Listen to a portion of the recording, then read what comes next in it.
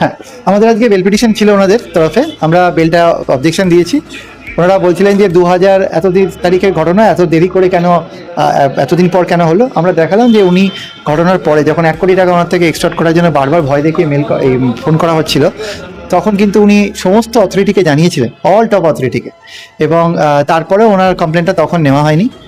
এবং ওনার থেকে প্রথমে 2,30,000 নেওয়ার পরে আরও 1 কোটি টাকা চাওয়া হয়েছিল, এবং ওনার কোনো ফোরাম উনি বাদ দেননি, সর্বত্র উনি গেছেন, প্রেস কনফারেন্স করেছেন, অথচ উনি কোনো রিলিফ পাননি।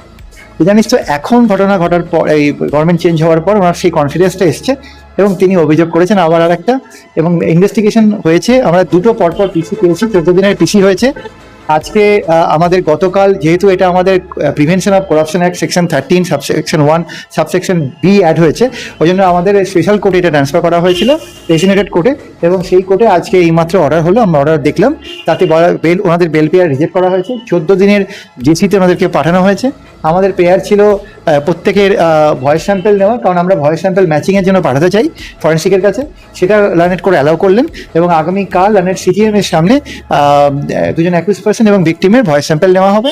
আর আমরা যে সমস্ত গয়নাগাটি যেগুলো আছে, ওগুলো গোল্ড কিনা টেস্ট করার জন্য আমরা এক্সপার্টের পেয়ার দেখেছি। যখন আমাদের এক্সপার্ট উপস্থিত হবে, সেই পেয়ারটাও উনি কনসিডার করবে। এটা হয়েছে আমাদের আজকে। কালকে ভয়েস স্যাম্পল নেওয়া হবে, আগামীকাল নেওয়া হবে, লার্নেট সিজিএম কে দায়িত্ব দেওয়া হচ্ছে। ডিম না মারার জন্য একটা প্লেয়ার দেওয়া ছিল অ্যাকিউজড লয়ার, সেটা কি কিছু বলেছেন? না, ওনাদের প্রোটেকশনের ব্যবস্থা তো নিশ্চয়ই কোর্ট করবে, ওটা নিয়ে কোনো কোর্ট অর্ডার করেননি।